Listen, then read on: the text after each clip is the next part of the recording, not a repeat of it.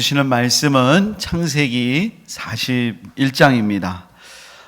이제 창세기 41장에서 드디어 요셉이 애굽의 총리가 되는데요.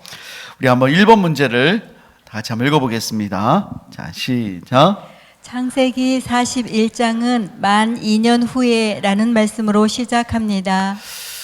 우리가 요셉의 스토리를 우리가 쭉 깊이 묵상해 왔다면 이 만 2년 후에라고 하는 이 몇 개의 단어가 주는 그 무게감을 느낄 수가 있습니다. 우리 한번 1번에 1번을 읽어보도록 하겠습니다. 자, 시작. 창세기 40장 28절과 41장 1절을 이어서 읽어봅시다. 두 절의 세월 속에 요셉이 겪었을 마음의 교통은 어떠하였을까요? 예, 창세기 40장 23절이죠. 예, 23절과 41장 1절을 한번 연결해서 한번 읽어보도록 하겠습니다. 자, 시작. 술 맡은 관원장이 요셉을 기억하지 못하고 그를 잊었더라. 만 2년 후에 바로가 꿈을 꾼즉 자기가 나일 강가에 서 있는데. 여러분, 술 맡은 관원장에게 꿈을 해석해주고 당신이 잘 되거든 나를 꼭 기억해달라고 간절히 부탁을 했습니다. 그리고 그가 잘 돼서 나갔잖아요. 나갈 때까지만 또 요셉이 얼마나 그에게 얼마나 좋은 얘기를 했겠습니까? 그리고 요셉이 오매불망 얼마나 좋은 소식이 오기를 기다렸겠어요. 정말 좋은 기별이 오는 것 같으면 가슴이 뛰었을 거예요. 조금이라도 감옥 바깥에서 무슨 소식이 온다. 그러면 혹시 나에게 무슨 좋은 소식이 오는가? 근데 번번이 허탕인 거예요. 뭐가 소식이 오는 것 같아도 아무것도 뭐 혹시 소식이 있냐 그러면 없다는 거예요. 또 기다려도 또 없다는 거예요. 정말 이게 희망 고문이죠. 이런 희망 고문이라고 그래요. 너무나 괴로웠을 거예요. 그렇게 한 달, 두 달, 6개월, 1년 그런 정도 지나다가 어느 때부터 현실을 어쩔 수 없이 인정하게 됐을 거예요. 술 맡은 관원장이 나를 잊었구나. 처음에는 정신이 없나 보다. 이제 막 복귀해가지고 정신이 없고 바로에게 나를 만날 여유가 없나 보다. 그렇게 생각했다가 나 같은 거는 잊었구나. 마음에 담아두지 않는구나. 라고 하는 그런 현실 자각이 이제 드디어 된 거예요. 정말 감옥에 들어올 때랑 나갈 때가 그렇게 다른 거구나. 마음이 쓰려온 거죠. 내가 여기 와서 형에게도 배신당하고 주인의 아내에게도 그렇게 억울한 일을 당했는데 막 그런 것들이 다 함께 몰려오면서 아마 뜨거운 눈물을 막 흘렸을 거예요. 얼마나 여러분 서러웠을까요? 그 2년의 시간이 너무나 길게 느껴졌을 거예요. 20년처럼 느껴졌을 거예요. 하지만 여러분 그 요셉은 하나님을 경외하는 사람이죠. 이것을 그냥 세상적인 서러움만으로 해석하지는 않았을 거예요. 하나님 안에서 신앙의 질문이 있었을 거예요.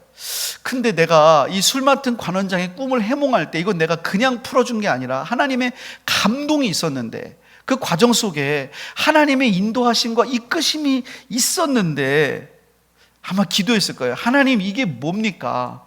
하나님 이게 왜 그렇죠? 나는 분명히 이걸 통해서 하나님이 나를 인도하실 거라는 어떤 그런 사인이 있었습니다. 근데 왜 관원장에게 아무런 답이 없죠? 왜 아무런 기별이 없죠? 왜 그는 나를 잊었죠? 수많은 질문을 하나님께 드렸을 거예요. 하나님께 수많은 기도를 드렸을 거예요. 그런데 하나님도 아무 대답이 없으세요. 그렇게 꿈을 해몽하고 성령의 은혜죠. 그렇게 성령에 예민한 요셉인데도 아무런 답이 없는 거예요. 그런 시간을 계속 보내는 거예요.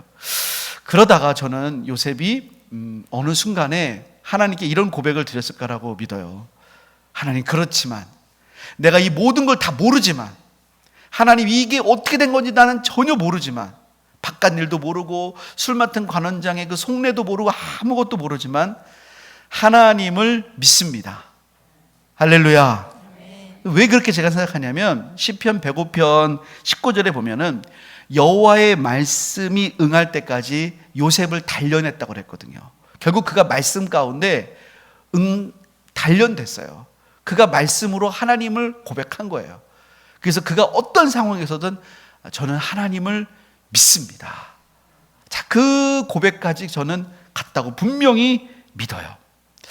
나중에 여러분 한번 우리 9절 말씀 한번 읽어볼까요? 9절 말씀 한번 읽어보겠습니다. 시작. 술 맡은 관원장이 바로에게 말하여 이르되 내가 오늘 내 죄를 기억하나이다. 바로가 이제 자기 꿈을 해몽을 못하니까 이거 어떡하냐 막 했을 때 술 맡은 관원이 그때야 비로소 생각나잖아요. 그때 자기가 내가 아는 정말로 꿈을 잘 해몽하는 사람이 있는데 이렇게 바로에게 소개한 게 아니라 바로시여 내 죄를 내가 생각합니다. 내가 생각났습니다. 내가 그 사람을 정말로 얘기했어야 되는데 내가 2년 동안 그렇게 새까맣게 잊었는지를 모릅니다. 이런 식으로 자기가 바로에게 요셉을 얘기해요. 그러니까 자기가 생각해도 어떻게 자기가 그럴 수 있는지 그렇게 하면서 요셉에 대해서 자기가 천거를 한단 말이에요. 그러니까요, 정말 이 술 맡은 관원장도 어쩌면 그렇게 까마귀 고기를 먹듯이 잊었는지 모를 정도로 잊어먹었던 것이죠. 자, 2번 한번 읽어보겠습니다. 자, 시작. 그러나 만 2년은 하나님의 시간이었습니다. 이 시간이 필요한 이유는 무엇이었을까요? 그런데요, 이 만 2년은 그냥 술 맡은 관원장이 까마귀 고기를 먹어서 잊어버린 것도 아니고요, 분주해서 잊어버린 것도 아니고요, 하나님의 시간이었어요. 우리 이걸 보통 카이로스라고 하죠. 하나님이 필요해서 하나님이 정해놓으신 하나님의 시간이었어요. 이 시간이 필요하셨어요. 자, 이 시간이 필요했던 이유가 무엇일까요?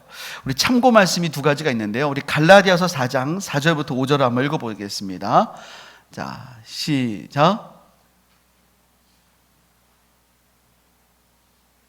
자, 시작. 때가 참에 하나님이 그 아들을 보내사 여자에게서 나게 하시고 율법 아래에 나게 하신 것은 율법 아래에 있는 자들을 속량하시고 우리로 아들의 명분을 얻게 하려 하심이라. 4절을 보니까 하나님께서 예수님을 보내실 때 어떻게 보내셨다고요?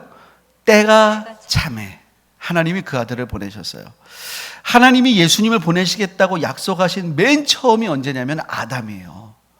아담이 선악과를 따먹었을 때 아담과 하와에게 내가 여자의 후손을 통해서 그 뱀, 원수, 사탄 마귀를 원수가 되겠다고 하는 그 복음의 약속을 주셨어요. 그런데 그 아담 때부터 수천 년이 지나서 예수님이 오신 거예요. 그 과정 가운데 하나님이 율법도 주셨어요. 그냥 예수님을 보내주신 게 아니라 그 중간에 율법도 주시고 예수님은 그 율법 아래에서 나게 하셨어요. 그래서 율법과 선지자로부터 예수님이 증거받게 하셨어요. 왜 예수님이 구원자가 되는지, 왜 예수님이 하나님의 유일한 구원자가 되는지를 그냥 하나님이 그냥 진공 속에서 주신 게 아니라 하나님이 그 중간에 주신 율법을 통해서 선지자를 통해서 다 증언을 받게 하셨어요. 그래서 하나님은 그때가 참에 주셨고요, 그 예수님이 오신 그때 그 복음으로 말미암아 그 복음이 왔을 때는요, 그 당시에 언어가 다 하나가 됐을 때고요, 길이 닦였을 때고요, 또 유대인의 회당이 전 이방인에게 퍼져 있을 때고요, 하나님이 다 준비해 놓은 그때였어요. 그 하나님이 다 준비해 놓으신 그 때가 됐을 때 예수님을 오게 하시고 십자가 부활을 이루시고 복음을 증거되게 하신 줄을 믿습니다. 하나님께서 요셉에게 2년의 시간을 더 끌으신 데도 이유가 있어요. 여러분, 요셉에게 2년의 시간을 끌지 않았다면, 요셉이 꿈을 해몽해서 만약 거기서 바로 나갔다면, 그때 또 그리고 바로의 꿈을 바로 해몽했다면, 요셉은 꿈을 해몽하는 그 능력으로만 그가 이제 계속해서 승승장구할 줄을 알았을 거예요. 근데 요셉에게 2년의 그 기다림을 갖게 하세요. 너무나 20년 같은 기다림을 갖게 하세요. 그래서 요셉은 처음에 바로 앞에 쓸 때부터 히브리 사람이라는 게 다 알려져요. 하지만 그는 히브리 고향으로 가지 않아요. 하나님 앞에서 히브리 고향으로 가야 된다는 분명한 허락을 받지 않았기 때문에 그래요. 그는 히브리로 가지 않아요. 그는 자기의 가나안으로 가지 않아요. 하나님이 가라고 하지 않았으니까. 하나님은 지금 뭘 하라고 하셨냐? 풍년 때 준비하라고 그랬고 흉년 때 대비하라고. 하나님 이거 하라고 하셨으니까 이거 끝나기까지는 가지 않는 거예요. 하나님 이거 하라고 하셨으니까. 그러니까 자기가 아버지 얼마나 보고 싶어요. 또 형과의 문제도 있잖아요. 뭐 그게 좋든 싫든 간에 그거 하지 않아요. 그는 거기서 그거를 해요. 근데 여러분 놀라운 건 뭐냐면요.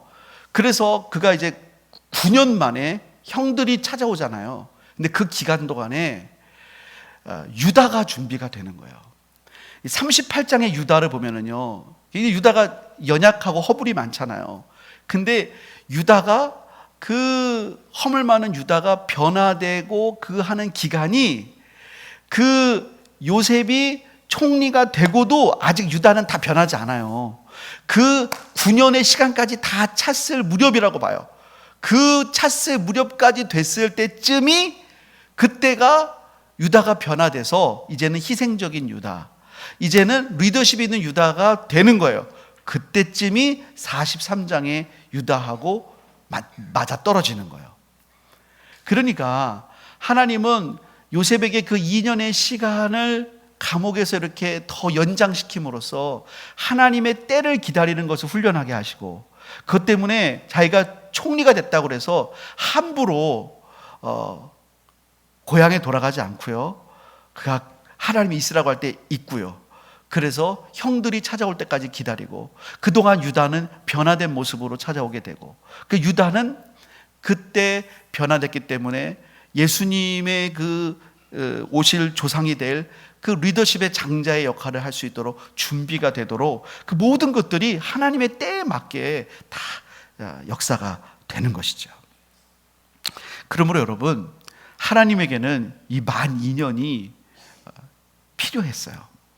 이것이 그냥 감옥에서 썩는 시간이 아니었다는 것입니다. 하나님께는 다 이유가 있는 줄을 믿습니다. 자, 우리 큰 2번 한번 읽어보겠습니다. 자, 시작. 요셉은 바로의 꿈을 해석하고 대안을 제시합니다. 자, 1번 읽어보겠습니다. 시작. 하나님은 애굽 왕 바로에게 특별한 꿈을 꾸게 하십니다. 그 꿈의 내용은 무엇입니까? 그 꿈의 내용이 1절부터 7절에도 나오고 17절부터 24절에도 나오는데요. 17절부터 24절이 이제 요셉 앞에서 바로가 하는 내용인데요. 그 부분을 우리가 저와 여러분들이 교독으로 한번 읽어보도록 하겠습니다. 바로가 요셉에게 이르되 내가 꿈에 나일강가에 서서 보니 살지고 아름다운 7 암소가 나일 강가에 올라와 갈밭에서 뜯어먹고 그 뒤에 또 약하고 심히 흉하고 파리한 7 암소가 올라오니 그같이 흉한 것들은 애굽 땅에서 내가 아직 보지 못한 것이라. 그 파리하고 흉한 소가 처음에 7 살진 소를 먹었으며 먹었으나 먹은 듯 하지 아니하고 여전히 흉하더라. 내가 곧 깨었다가 다시 보니 한 줄기에 무성하고 충실한 7 이삭이 나오고 그 후에 또 가늘고 동풍에 마른 7 이삭이 나더니 그 가는 이삭이 좋은 7 이삭을 삼키더라. 내가 그 꿈을 점술가에게 말하였으나 그것을 내게 풀이해 주는 자가 없느니라. 예, 꿈 내용이 어떻습니까? 바로가 나일 강가에 서서 봤더니 살찌고 아름다운 7 암소가 강가에서 올라와서 갈밭에서 뜯어먹고 있는데 그 뒤에 약하고 심히 흉하고 파리한 7 암소가 올라왔어요. 이런 건 애굽에서 본 적이 없는 거예요. 근데 이 암소가 그 살찐 암소를 잡아먹었는데, 잡아먹은 뒤에도 그럼 뭐 토실토실해졌냐? 그게 아니라 여전히 그냥 흉한 모습 그대로예요. 그 꿈을 꾸고 깼어요. 그 다음에 다시 잠이 들었어요. 그 다음에는 어떤 꿈을 꿨냐면 한 줄기에 무성하고 충실한 7 이삭이 나오고 그 후에 가늘고 동풍에 마른 7 이삭이 났는데 그 가는 이삭이 좋은 7 이삭을 삼켰다라는 거예요. 자, 2번 한번 읽어보겠습니다. 자, 시작. 바로는 그 꿈을 애굽의 여러 점술가에게 말했지만 만족할 만한 설명을 들을 수 없었습니다. 왜 그랬을까요? 여러분 왜 그랬을까요? 우리 한번 고린도전서 2장 10절 말씀 한번 읽어보겠습니다. 자, 시작. 오직 하나님이 성령으로 이것을 우리에게 보이셨으니 성령은 모든 것 곧 하나님의 깊은 것까지도 통달하시느니라. 하나님이 보여주신 꿈은 성령이 아니고서는 절대로 깨달을 수가 없는 것입니다. 그래서 이제 나중에 다니엘 시대 때 벨사살 왕이 그 하나님의 그 성전 기명으로 포도주를 마시고 할 때 손가락에 나타나서 글을 썼는데 아무도 해석할 수가 없었어요. 다니엘만이, 성령의 사람 다니엘만이 그거를 해석을 했던 것이죠. 하나님의 깊은 것은 오직 성령으로만 해석을 하는 거예요. 그러니까 여러분, 점수자들이 와가지고 뭐 얼마나 뭐 나름대로 해보려고 했겠습니까? 하지만 이걸 들어도 뭐 왕의 마음에 전혀 시원하지가 않은 거예요. 자, 3번 한번 읽어보겠습니다. 자, 시작. 바로는 요셉에게 꿈을 풀어주기를 요청합니다. 꿈을 해석하는 요셉은 태도는 어떠합니까? 또한 이에 대하여 우리가 배워야 할 점은 무엇입니까? 자, 우리 16절을 한번 읽어보겠습니다. 16절. 자, 우리 한번 15절부터 한번 읽어볼까요? 15절부터. 자, 15절부터 한번 읽어보겠습니다. 시작. 바로가 요셉에게 이르되 내가 한 꿈을 꾸었으나 그것을 해석하는 자가 없더니 들은즉 너는 꿈을 들으면 능히 푼다 하더라. 요셉이 바로에게 대답하여 이르되 내가 아니라 하나님께서 바로에게 편안한 대답을 하시리이다. 바로가 이렇게 말했습니다. 너는 꿈을 들으면 능히 푼다고 내가 들었다. 그럼 요셉이 예, 말씀하십시오. 이러면 될 텐데 바로 앞에서 아주 당돌하게 해석은 제가 아니라 하나님께서 바로에게 편안한 대답을 하실 것입니다. 누가 한다고요? 하나님이 하신다고. 그러니까 지금 바로의 생각을 어떻게 해주는 거예요? 바로 잡아주는 거예요. 그 상황에서 감옥에 갇힌 죄수가, 그것도 다른 나라의 죄수가, 그것도 노예로 끌려온 죄수가 왕이 그것도 한번 기회를 준 건데, 야, 너는 꿈을 뭐 들으면 잘 해몽한다며? 그러면 예, 말씀해 주십시오. 이렇게 해도 감지덕지인데, 아니, 제가 아니고요, 하나님이 바로에게 좋은 대답 해주실 것입니다. 그러니까 요셉은 그게 분명했어요. 이건 내가 하는 게 아니고 하나님이 하시는 겁니다. 그러니까 여러분, 이게 말 한마디가 굉장히 중요한 거예요. 이 말 한마디에 그 사람의 신앙관과 그 사람의 인생관이 달려있는 거예요. 에이, 말인데 뭐예요, 말인데. 근데 성경에 예수님이 이렇게 말했어요. 사람이 무슨 무익한 말로 하든지 그 무익한 말로 심판날에 하나님 앞에 그거 가지고 너가 옳다 그르다를 받는다. 그런 거예요. 이 말이 되게 중요한 거예요. 그래서 요셉은 제가 좀 이렇게 합니다 이러지 않았다는 거예요. 자신을 내세우거나 의스대지 않았어요. 그래서 여러분, 어떤 이렇게 은사가 있거나 그렇다고 해서 자기를 이렇게 의스대거나 그러면은 절대로 안 돼요. 그럴수록 더 겸손해야 되고, 누구만 드러내야 돼요? 하나님만 높이고 드러내시기를 주님의 이름으로 축복합니다. 요셉이 또 그랬다면 또 누가 그랬냐면, 성경에서는 다니엘이 또 이렇게 영적으로 아주 밝았어요. 우리 다니엘의 예를 한번 볼까요? 다니엘서 2장 26절부터 30절을 한번 읽어보겠습니다. 자, 여러분들 교독하겠습니다. 왕이 대답하여 벨드사살이라 이름한 다니엘에게 이르되 내가 꾼 꿈과 그 해석을 네가 능히 내게 알게 하겠느냐 하니, 다니엘이 왕 앞에 대답하여 이르되 왕이 물으신 바 은밀한 것은 지혜자나 술객이나 박수나 점쟁이가 능히 왕께 보일 수 없으되 오직 은밀한 것을 나타내시리는 하늘에 계신 하나님이시라. 그가 느부갓네살 왕에게 후일에 될 일을 알게 하셨나이다. 왕의 꿈 곧 왕이 침상에서 머릿속으로 받은 환상은 이러하니이다. 왕이여, 왕이 침상에서 장래 일을 생각하실 때에 은밀한 것을 나타내시는 이가 장래 일을 왕에게 알게 하셨사오며 함께 읽습니다. 내게 이 은밀한 것을 나타내심은 내 지혜가 모든 사람보다 낫기 때문이 아니라 오직 그 해석을 왕에게 알려서 왕이 마음으로 생각하던 것을 왕에게 알려주려 하심이니이다. 아멘. 다니엘이 이게 제가 다른 사람보다 더 낫기 때문이 아니라 하나님께서 알려주셔서 하나님이 하시는 것입니다. 이 하나님을 지금 드러내고 있어요. 그래서 여러분 베드로전서에 보면은요, 우리로 하여금 어떻게 우리가 하나님을 드러내면서 섬기고 주의를 감당해야 될지에 대한 지침을 알려주고 있어요. 우리 베드로전서 4장 10절과 11절을 한번 읽어보겠습니다. 자, 시작. 각각 은사를 받은 대로 하나님의 여러 가지 은혜를 맡은 선한 청지기 같이 서로 봉사하라. 만일 누가 말하려면 하나님의 말씀을 하는 것 같이 하고 누가 봉사하려면 하나님이 공급하시는 힘으로 하는 것 같이 하라. 이는 범사에 예수 그리스도로 말미암아 하나님이 영광을 받으시게 하려 함이니 그에게 영광과 권능이 세세에 무궁하도록 있느니라. 아멘. 자, 누가 말씀을 전하려면 어떻게 해야 되냐?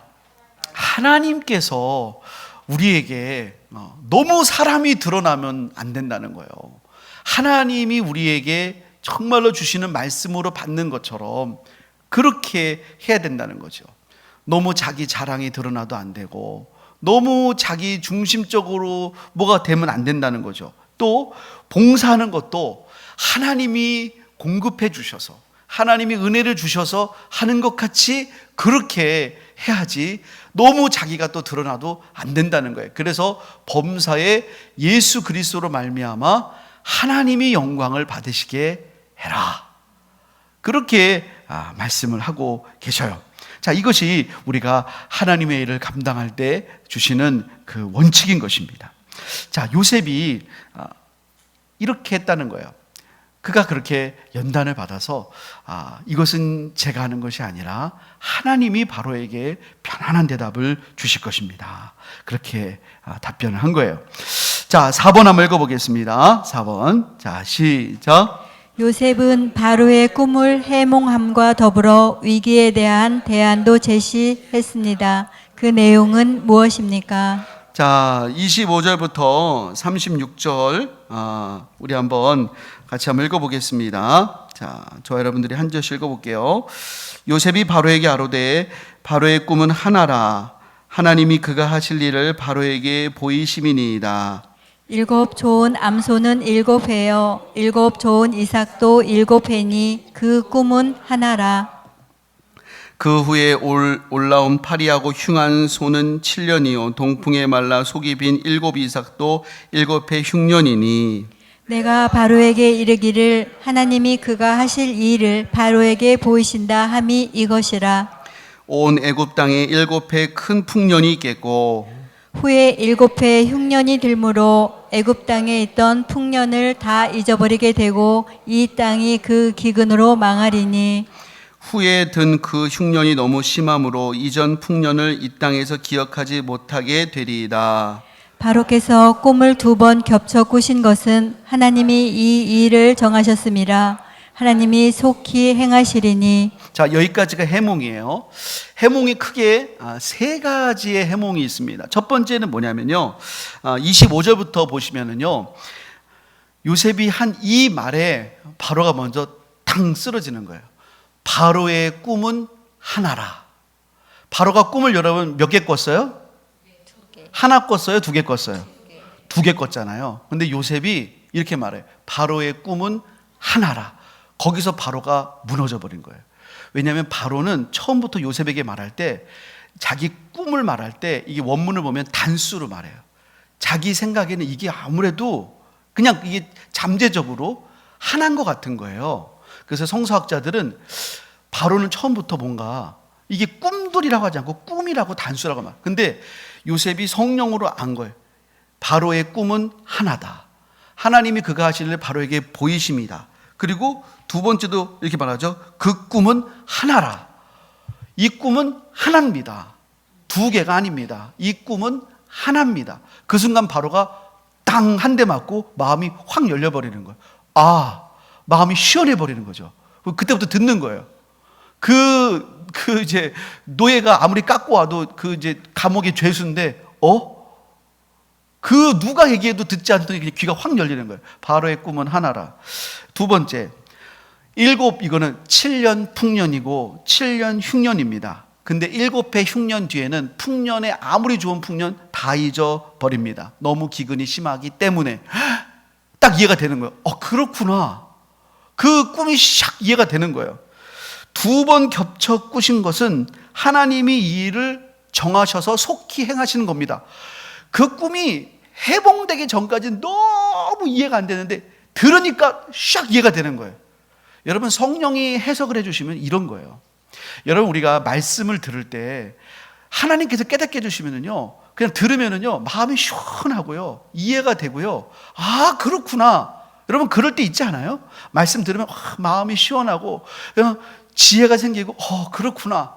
맞아. 믿음이 확 오고 막 그럴 때 있지 않습니까? 마음에 기쁨이 있고 지혜가 생기고 맞아. 이해가 되고 상황이 그냥 적용이 확 되고 성령이 주시는 거거든요. 바로에게 순간적으로 그게 너무나 하루 종일 이게 도대체 무슨 뜻이야? 그러다 갑자기 이 얘기를 듣는 순간에 바로의 꿈은 하나입니다. 7년 풍년, 7년 흉년. 근데 흉년 뒤에는 너무 흉년이 심해서 풍년 다 잊어버립니다. 두 번 겹쳐 꾼 것은 하나님이 바로 정하셨기 때문입니다. 이거네. 딱 믿어진 거예요. 해몽 끝. 완전 일타강사죠. 일타강사. 딱 해몽이 된 거예요. 자, 그 다음에 대안입니다.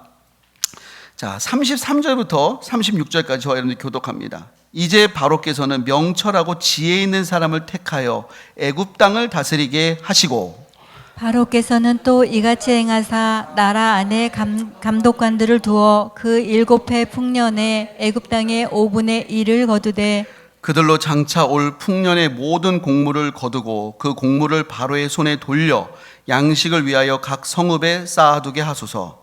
이와 같이 그 곡물을 이 땅에 저장하여 애굽 땅에 임할 7해 흉년에 대비하시면 땅이 이 흉년으로 말미암아 망하지 아니하리다.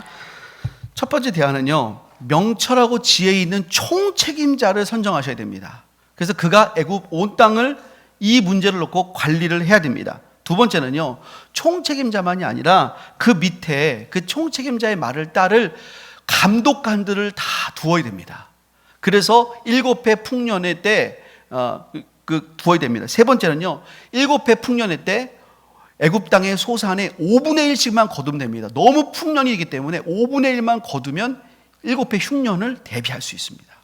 이 세 가지의 대안을 제시했어요. 그랬더니 바로가 그냥 눈이 번쩍 뜨인 거예요. 해몽과 대안이 너무 마음에 쏙 든 것입니다.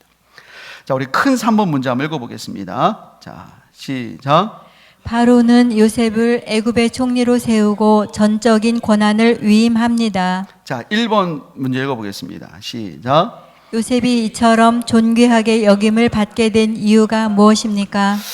자, 요셉이 이렇게 해몽을 하고 대안을 제시한 다음에 바로 총리가 됐어요. 그렇게 된 이유가 무엇인가?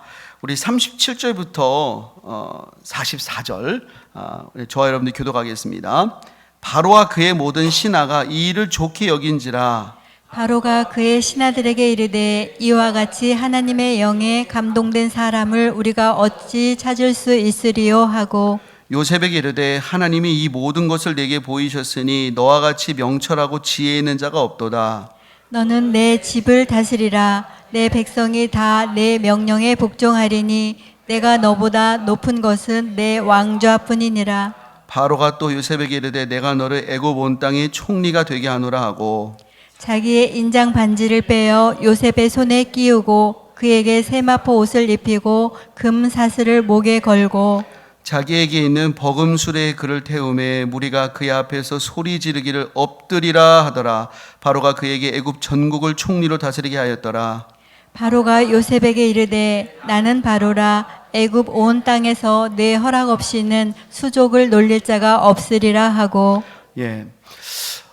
요셉이 이렇게 꿈을 해몽해주고 대안을 제시했습니다. 그러면 바로가 듣고 그래, 야 진짜 네 말 맞다 하고 적임자를 딴 사람 세워도 되잖아요. 근데 바로 요셉을 세웠어요. 그렇게 한 이유가 뭐냐? 그 이유가 38절에 이렇게 나옵니다.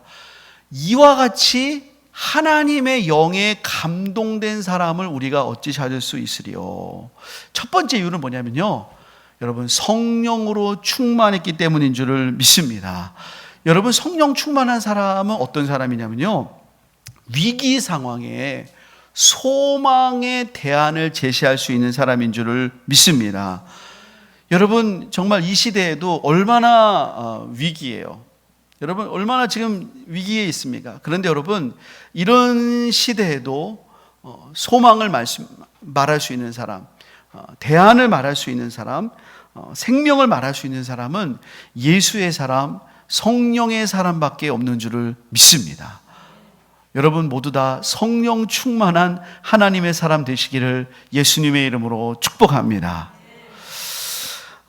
두 번째는요, 이 요셉이 성령으로 충만했을 뿐만 아니라 성령으로 연단받은 사람이었기 때문에 그래요. 이 요셉은 그가 17세에도 꿈을 꿨어요. 그가 성령의 사람이었죠. 그런데 지금 30살의 요셉은 성령으로 연단받은 사람이에요. 한 명이 또 다른 예를 볼게요. 한번 여호수아를 생각해 보겠습니다. 우리 한번 출애굽기 33장 11절을 한번 찾아보겠습니다. 출애굽기 33장 11절 한번 찾아보십시오. 출애굽기 33장 11절.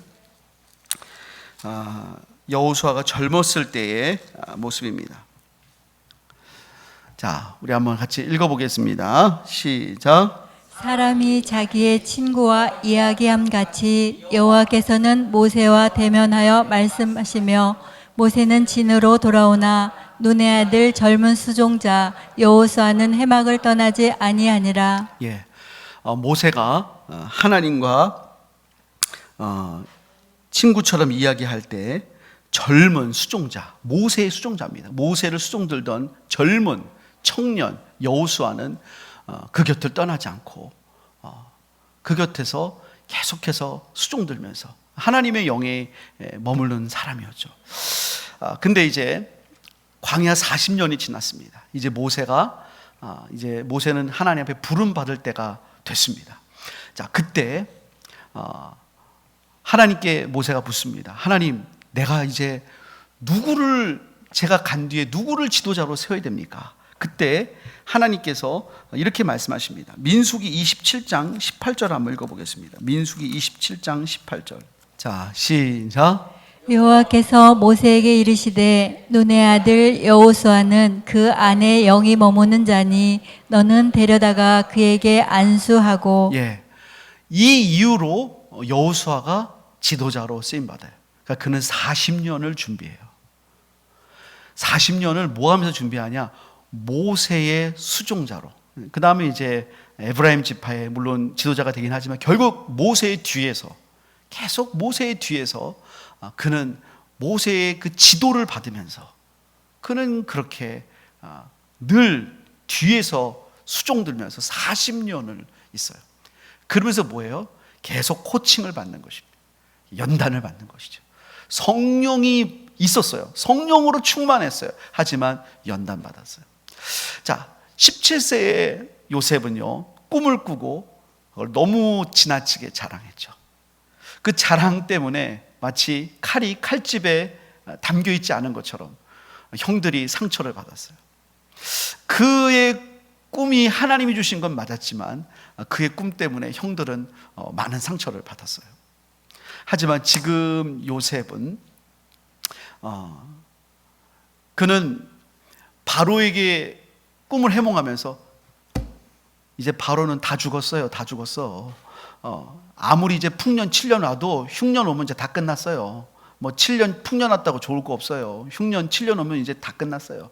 아무리 7년 풍년 좋아도 이 흉년 7년 뒤에는 그거 뭐 풍년 기억할 것도 없어요.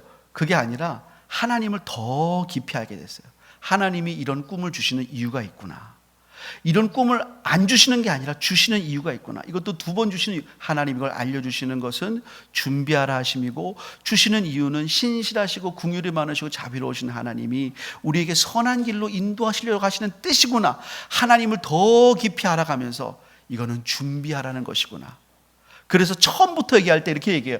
바로에게 편안한 대답을 하실 것이다. 하나님께서 복된 답을 주실 것이다 라는 것을 성령 안에서 그가 알고 있었어요. 성령으로 그만큼 연단받고 성숙한 사람이 된 거예요. 그래서 실제로 애굽의 바로는 이 7년 흉년 동안 그가 더욱더 바로의 재산은 늘어나게 되는 것입니다. 성령으로 연단받게 되는 것이죠. 사랑하는 여러분, 우리가 예수 믿고 우리 안에 성령님이 거하시는 줄을 믿습니다.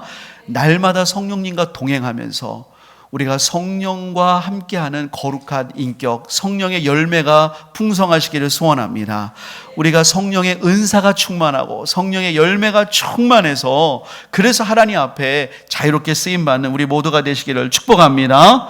자, 우리 2번 마지막으로 읽어보겠습니다. 시작. 요셉은 온의 제사장 보디베라의 딸 아스낫과 결혼하여 므낫세와 에브라임을 낳습니다. 자, 먼저 45절을 한번 읽어보겠습니다. 자, 시작. 그가 요셉의 이름을 사브낫 바네아라 하고 또 온의 제사장 보디베라의 딸 아스낫을 그에게 주어 아내로 삼게 하니라. 요셉이 나가 애굽 온 땅을 순찰하니라. 요셉이 말이죠. 애굽의 제사장의 딸과 결혼을 했어요. 어떻게 그럴 수가 있지? 어떻게 이방 사람이랑 결혼할 수 있지? 또 이방 사람이 제사장이랑 어떻게 결혼할 수 있지? 이런 생각이 들 수 있어요. 근데 이거는 이제 그런 관점으로 보면 안 돼요. 왜냐하면 이걸 이제 바로가 결혼하게 한 거예요. 근데 이제 바로는 이제 이 요셉을 총리로 삼으려면은 이 사람을 이제 히브리 노예라고 하는 딱지가 아니라 애굽인이라고 하는 완전히 신분을 줘야 되는 거예요. 그럼 이제 애굽인의 신분을 주려면 가장 좋은 게 뭐예요? 결혼이에요. 근데 결혼을 하려면 좋은 집안과 결혼시켜야 되는데 왕족을 결혼시킬 수는 없어요. 왕족이 제일 좋은데 그럼 왕족 다음에 좋은 그룹이랑 결혼을 시켜준 거예요. 제사장 딸에게 당신 딸 줘서 결혼시켜 이렇게 한 거예요.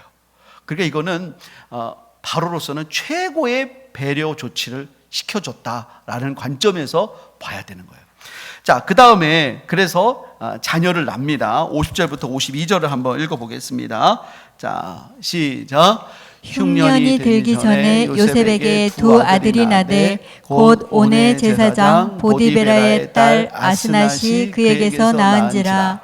요셉이 그의 장남의 이름을 므낫세라 하였으니 하나님이 내게 내 모든 고난과 내 아버지의 온 집 일을 잊어버리게 하셨다 하며 차남의 이름을 에브라임이라 하셨으니 하나님이 나를 내가 수고한 땅에서 번성하게 하셨다 함이었더라. 자, 므낫세라고 하는 뜻은 잊어버림이라고 하는 뜻이에요. 하나님이 내 모든 고난과 내 아버지의 온 집의 일을 잊어버리게 하셨다 하며. 여러분, 요셉이 당한 고난이 얼마나 많아요. 근데 그가 당한 고난 중에 그는 내 아버지의 온 집의 일, 그 형들에게 버림받은 게 가장 큰 고난이었던 거예요. 그 보디발의 아내에게 그렇게 억울한 일 당하고 감옥에서도 그럴 수 있는데 그가 형들에게 그렇게 당한 것이 너무나 힘든 거예요. 그래서 내 모든 고난과 아버지의 온 집을 잊어버리게 됐다. 그래서 므낫세. 에브라임이라고 하는 뜻은 창성하게 됐다, 2배라고 하는 뜻인데요, 하나님이 나를 내 수고한 땅에서 번성하게 하셨다. 여러분, 하나님은요, 하나님의 때가 됐을 때 하나님 그걸 보시고 우리를 회복시키시고 창성하게 하시고 위로하게 하시는 우리 좋으신 하나님이신 줄을 믿습니다. 여러분, 그런 은혜가 우리의 삶에 함께 하시기를 예수님의 이름으로 축복합니다. 우리 시간에 기도하겠습니다. 오늘 요셉은 드디어 하나님께서 요셉을 높이시고 하나님의 때가 되어 여호와의 말씀이 그를 단련시켜서 하나님께서 그를 세우시는 것을 보게 됩니다. 우리도 마찬가지입니다. 혹시 여러분 가운데 고난의 시간들을 통과하시는 분이 계십니까? 고난이 계속되지 않습니다. 고난의 터널은 끝없이 이어지지 않습니다. 하나님은 고난을 끝나게 하십니다. 우리 하나님은 끝내주실 수 있는 분이십니다. 그리고 그냥 끝나게만 하시는 것이 아니라 더욱더 창성하게 하시고 잊어버리게 하시고 더욱더 놀랍게 일으켜 주실 것입니다. 그리고 우리로 하여금 그 하나님의 놀라운 뜻을 감당하도록 우리를 존귀하게 세우실 줄을 믿습니다. 우리가 예수님을 높이는, 우리를 통해 하나님이 영광 받으시는 그런 사람 되게 하옵소서. 우리 시간 주님의 이름 한번 부르고 합심으로 하나님 앞에 기도하겠습니다. 주여, 하나님 아버지 감사합니다. 오늘 드디어 요셉이 하나님 그 오랜 13년, 14년의 그 시간들을 보내고 이제 하나님 그 태양에서 노예와 죄수의 억울하고 답답하고 앞이 보이지 않는 생활 속에서 하나님 그가 애굽의 총리가 되어 고난을 잊어버리게 되고 창성하게 되는, 하나님 존귀하게 되는 일들을 경험하게 됩니다. 하나님 우리가 이 땅을 살면서 때로는 하나님 마치 요셉에게 그 고난의 시간 같은 때를 얼마나 많이 겪습니까? 하나님, 그러나 하나님 주께서 우리를 그렇게 두지 않으시고 내 길을 여호와께 맡기라 그리하면 그가 이루시고 내 빛을 공의의 빛같이 정오의 빛같이 하신다는 말씀을 믿습니다. 하나님 그렇게 하시고 존귀하게 하시고 하나님 우리를 통해서 하나님의 놀라운 역사를 나타나게 하시고 주님을 찬미하게 하여 주옵소서. 오 하나님의 이름을 찬양합니다. 주님 영광 받아 주옵소서. 예수님의 이름으로 기도합니다. 아멘.